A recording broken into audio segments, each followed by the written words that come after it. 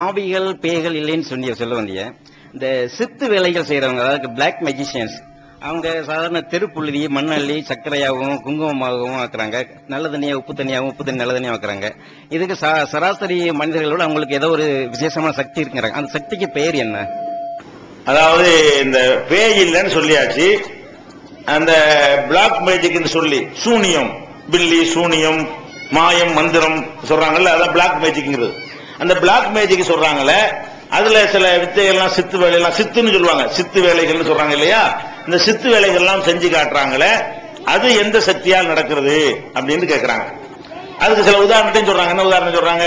மண்ணள்ளி போட்டு சர்க்கரையா காட்டுறாங்க, மண்ணை தான் போடுறாங்க, அது என்னவாயிடுது, சர்க்கரையாக மாறுது. அப்ப அந்த மாதிரி ஒரு வித்தைகள்லாம் இருக்குது. அது மனித சக்தியை கொண்டு நடக்குதா, வேற ஏதாவது ஆவிகளை கொண்டு செய்யறதா அவங்க சொல்றாங்க. இந்த சித்து வேலை செய்யக்கூடிய ஆளுக்கு என்ன செய்யறாங்க, எங்கள்கிட்ட ஆவிகள்லாம் வச்சிருக்கிறோம், அந்த ஆவிகளை கொண்டு இந்த காரியத்தை எல்லாம் நாங்க பண்றோம் அப்படின்னு சொல்றாங்க. முதல்ல விளங்கிக்கிறங்க, இப்படி ஒரு கான்செப்டே உலகத்தில் கிடையவே கிடையாது. ஒரு பொருளை இன்னொரு பொருளாக மாத்துறது இருக்கு இல்லையா, மாத்துறதா இருந்தா அதற்குரிய ரசாயன கலவை மூலமாக, ஒரு பொருளோட ஒரு பொருளை மிக்ஸ் பண்ணுவதன் மூலமாக, அல்லது அதில் வெப்பம் ஏற்றுவதன் மூலமாக, குளிர செய்வதன் மூலமாக மாத்திரமில்ல. அந்த மாற்றத்தை தவிர அறிவுக்கு பொருந்தாமல் மாத்திர ஒரு கான்செப்ட் இருக்காண்டா இருக்கவே இல்லை. இது இருக்குன்னா இது நெருப்புல போட்டா உருகி வேற ஒரு பொருளை மாத்திரலாம். இது இப்படி இருக்குது, இந்த பொருளை நெருப்புல போட்டு வேற மாதிரி மாத்திரலாம், வேற பொருளை மாறிடும்ல, அப்படி மாற்ற முடியும். வழங்குதா? ரெண்டு பொருளை கலந்து இன்னொரு பொருளை, தண்ணியும் பாலையும் கலந்து தேநீரையும் கலந்து தீண்டு தயாரிக்கிறோம்ல, அப்படி மாத்தலாம். மூணு பொருள் இன்னொரு பொருளை மாத்துறது இது ஒரு சித்தலாம் கிடையாது, எல்லாரும் செய்யற ஒரு காரியம் தான். இந்த மாதிரியான மாறுதல் செய்ய முடியுமே தவிர, ஒரு சீனியை பிடிச்சி மண் ஆக்குறது, மண்ணை பிடிச்சி சர்க்கரை ஆக்குறது, இது நடக்குமான்னா இது நடக்கவே நடக்காது. எப்படி இதெல்லாம் நடக்குது என்று கேட்டால், எல்லாமே இதுல தந்திரம் தான். இந்த தந்திரங்கிறது விளக்குறதுக்கு முன்னாடி நான் உங்களுக்கு சொல்றேன். இந்த மண்ணை சர்க்கரை ஆக்குறான் ஒருத்தன், ஆக்குறானா? அப்ப இது ஒரு சாதாரண ஒரு விஷயம் கிடையாது.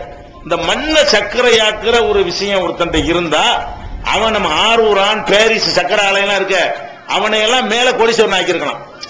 அவனை விட என்ன செய்யலாம், இந்த வாலி நோக்கத்து மண்ணெல்லாம் குவிச்சு வச்சுக்கிட்டு சர்க்கரை ஆக்கினா என்ன ஆயிடுவான்? எதுக்கு கரும்பு, எதுக்கு பெரிய ஆலைகள்லாம்?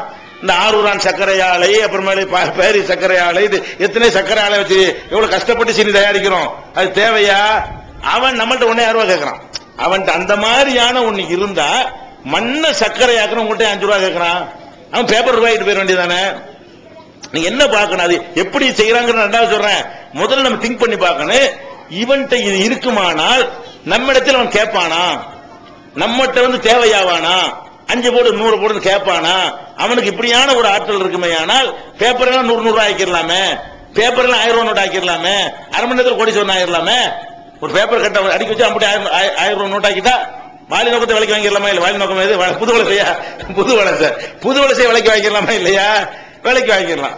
அப்ப அந்த மாதிரியான ஒரு கான்செப்ட் இல்ல. நீங்க விளைவிக்கிறேன், யாரெல்லாம் இந்த சித்து வேலை பாக்குறாங்கிறானோ அது உண்மையிலே அப்படி ஒண்ணு இருக்குமையானால், அவன் ஏன் நம்மிடத்தில் காசு கேட்கிறான்? அவன் அதை செய்வதற்கு நம்ம இடத்துல கூலி எதிர்பார்க்கிறான். இதுல இருந்து வழங்கனு. அப்ப இல்ல, வேற என்னமோ தான் இருக்குது.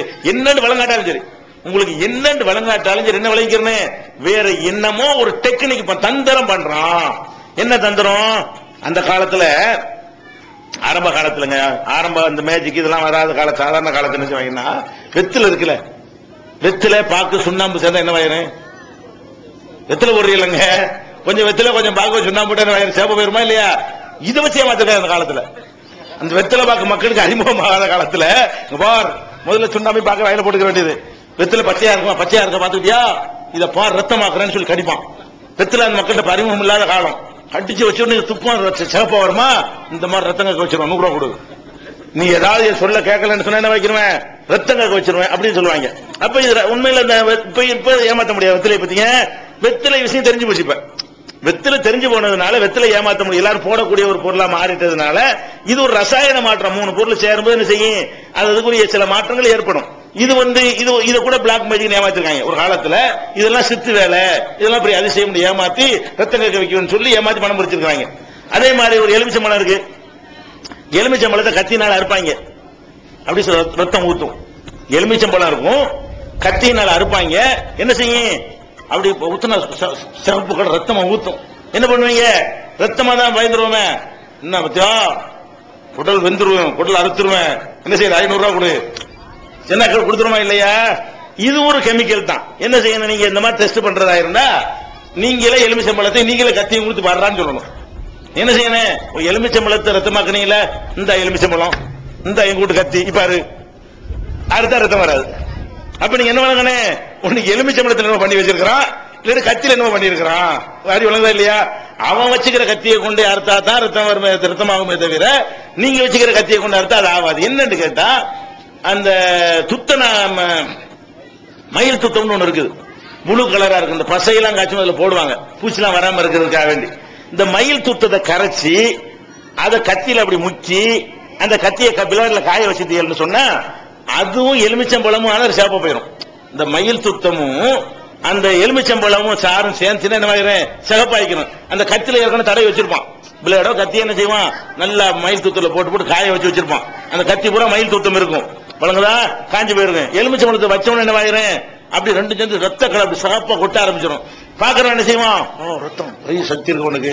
நீங்க என்ன வழங்கனே, இப்படிலாம் சக்தி தான் இதை காட்டி நம்ம பொழப்பு நடத்த வர்றான். அதையே யோசிக்கணும். இதை வச்சு ஏன்டான பொழப்பு நடத்த வர்ற, இவ்வளவு பெரிய ஆற்றல் உள்ளவனா இருந்தா நீ என்னமோ பண்ணிட்டு போயிடலாமே. அப்ப எங்கள்ட்ட பொழப்புக்கு தானே வர்ற, பொழப்புக்கு வந்தாலும் செட்டப் தானே அது. உன்ட்ட அதீத சக்தி எக்ஸ்ட்ரா பவர் இருந்தா நீ அப்படி எங்களுக்கு வர்ற, அது கேட்கணும். இந்த மாதிரி எல்லாம் செய்யக்கூடிய காட்சியை பாக்குறீங்க. மண்ணை சர்க்கரையாக்குறான்னு பாத்திருக்கீங்களா? மண்ணை சர்க்கரையாக்குற பெரிய விஷயமா? மண்ணை சர்க்கரையாக்குறேன்னா 2 டப்பா வச்சிருப்பான், 2 டம்ளர் வச்சிருப்பாங்க. ஒரு கிளாஸுக்குள்ள இன்னொரு கிளாஸ், ஒரு கிளாஸ் கீழே இருக்கும், இன்னொரு கிளாஸ் அதுக்கு மேல போட்டு இந்த கீழே உள்ள கிளாஸ்ல சர்க்கரை போட்டு வச்சிருப்பான். மேல உள்ள கிளாஸ் என்ன செய்வான், அந்த வரம்பு தெரியாம கையில இப்படி பிடிச்சிருப்பான். இந்த 2 கிளாஸுக்கு இடையில அந்த கேப் தெரியும்ல, 2 கிளாஸ் இருக்கிற மாதிரி இப்படி கையை பிடிச்சிக்கிறாங்க. பாத்தியா ஏதாவது இருக்குதா, அப்படி ஒண்ணுமே இருக்காது. அது கீழே உள்ள கிளாஸ்ல எல்லாமே இருக்கும். அதுல மண்ணெளி போடுவான். மண்ணெளி போட்டு என்ன செய்வான், மூடி வச்சிருப்பான்ல, அந்த மூடி எப்படி மூடியா இருக்கு, தோல்ல செஞ்சிருப்பான். அது முழுசா அப்படி கவர் ஆகும், உள்ளுக்குள்ள போயிடும். உள்ளுக்கு போன நினைச்சு உள்ள போட்டுட்டு எடுக்கிறான்ல, அது எடுக்கும் போது அந்த முதல்ல உள்ள கிளாஸ் இருக்குல்ல, அது சேர்த்து அப்படி எடுத்துருவான். அது தோல்ல உள்ள முடியா இருக்கும், அமுக்குற மாதிரி தோல் முடியா இருக்குல்லங்க, இப்படி பிடிச்சா அது சேர்த்து உரிடுவான்.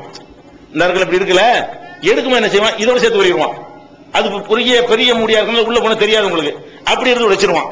இப்ப எந்த கிளாஸ் இருக்கு, சக்கரை போட்ட கிளாஸ் இருக்கும், மண் தான் இருக்கு, மண்ணும் போட்டது மண்ணில் தான் இருக்குது, சக்கரை இங்க இருக்குது. என்ன செய்வான், அப்படி எடுத்து காட்டுவான், சக்கரையா இருக்கும். அவன் என்ன சக்கரை போட்டா சக்கரை மிட்டாய் போட்டா மிட்டாய் எதை போட்டாலும் கிடைக்கும், வழங்குதா? அப்ப நம்ம என்ன செய்யணும், இந்த டப்பா, இந்த கிளாஸ், இந்த மண்ணு சக்கரையாக்கு செய்ய முடியாது. அப்ப நீங்க என்ன செய்யணும், கிளாஸையும் நீங்க கொடுக்கணும், மண்ணையும் நீங்க கொடுக்கணும், போடுற மூடியும் நீங்க கொடுக்கணும். சக்கரையாக்குன்னு ஆக்க முடியுமா? அப்ப சக்கரையாக்குறதுங்கிறது ஒரு செட்டிங்ல ஆக்குறது இல்ல, மறைக்கிறது. தந்திரங்கள் பண்ணி என்ன செய்யணும், இந்த மாதிரி எல்லாம் பண்ணக்கூடிய காட்சியை பார்க்கணும். அதே மாதிரி தீ மிதிக்கிறான், உதாரணம் சொல்றேன், தீ மிதிக்கிறான் இல்லையா, தீல மிதிச்சு பெரிய சக்தி இருக்கு, சித்து வேலை அதெல்லாம் பக்தியில நடக்கிறாங்கன்னு சொல்றிய. தீ மிதிக்கிற எவனா தீல உட்கார்ந்துருக்கானா, தீ மிதிக்கிறீடா, தீல உட்கார பார்ப்போம், உட்கார மாட்டாயே. அது என்னன்னு கேட்டா, அந்த உள்ளங்கால் உள்ளங்கை இருக்கு பத்தியா, இது மற்ற உறுப்புகளை விட கொஞ்சம் கூடுதலாக வெப்பத்தை தாங்கக்கூடியது. இந்த இடத்துல நெருப்பு கூட, இந்த இடத்துல என்ன செய்ய, நெருப்பு கொஞ்சம் சூடு தாங்கும். அதனால உள்ளங்கால்னால நம்ம நடந்து போறோமா இல்லையா, கால்னால நடந்து போற முதுகுல உருண்டு போக முடியுமா? மணல்ல நடந்து போயிருவோம், மணல்ல சுடு மணல்ல உருண்டு போக முடியுமா உங்களால? அது தாங்காது, உடம்புக்கு தாங்க முடியாது. இந்த உள்ளங்காலுக்கு என்ன செய்ய முடியும்? அப்ப என்ன செய்ய, அந்த காலத்துல கிராமங்கள்ல எல்லாம் இப்ப இருக்கான்னு தெரியல, நாங்கெல்லாம் சின்ன பிள்ளையா இருக்கும்போது எங்க அம்மாவெல்லாம் என்ன செய்வாங்க, அடுப்புல தீ இருக்குல்ல, தீக்கங்கு ஒரு அடுப்புல கை நாள் எடுத்து அடுத்த போடுவாங்க. தீக்கங்கு கை நாள் எடுத்து என்ன செய்வாங்க, போடுவாங்க. ஏன் அப்படி எடுத்து போட ஒண்ணும் செய்யாது, சின்ன கேப்பு கிடைக்கல, ஆறி போயிடும். அப்படி எடுத்து தூக்கி போடலாம், விரல்னாலதான் விளக்கு அமர்த்துவாங்க. அப்படி விளக்கு இருக்குல்ல, இப்படி அமைச்சு போடலாம், ஒண்ணும் செய்யாது. அந்த ஒரு செகண்ட்ல அப்படி அந்த காத்து என்ன செய்ய, வெந்து போறதை விட்டு தடுத்துரும். வச்சு எடுத்தா ஒண்ணும் ஆகாது. பெரிய பெரிய மேஜிக் தந்திரம்லாம் கிடையாது, யாரும் செய்யணும். அவனுங்கதான் வச்சு எடுத்தா என்ன செய்யாது, நெருப்புல வச்சு கையை வச்சுதான் ஒண்ணும் செய்யாதுங்க. நெருப்புல நடக்கிறோம், நெருப்புல நில்லுவோம் பார்ப்போம், நிக்கிறான் தீ மிதிக்கிறான, தீ மிதிச்சு நில்லு பார்ப்போம், தீ மிதிச்சு உட்கார பார்ப்போம், உட்கார முடியாது. இப்படி சில இயற்கையா சில விஷயங்களை தெரிஞ்சு வச்சுக்கிட்டு இதுக்கு ஏதோ ஒரு எக்ஸ்ட்ரா முத்திரையை குத்தி என்ன செய்யணும், அதை பண்றான். மேஜிக் இன்னும் சொல்ல போனா, இப்ப இந்த பிளாக் மேஜிக் சொல்லி நிறைய பொருள்கள்லாம் விக்குது, மேஜிக் டே பொருள்லாம். இப்ப நான் இருக்கேன்னு வைங்களேன், என் தலை மட்டும் உங்களுக்கு தெரியும், நான் உடம்பே தெரியாது, தலை மட்டும் தனியா பேசும். அப்படி ஆக முடியுமா? நான் முழுசா உட்கார்ந்துருப்பேன்,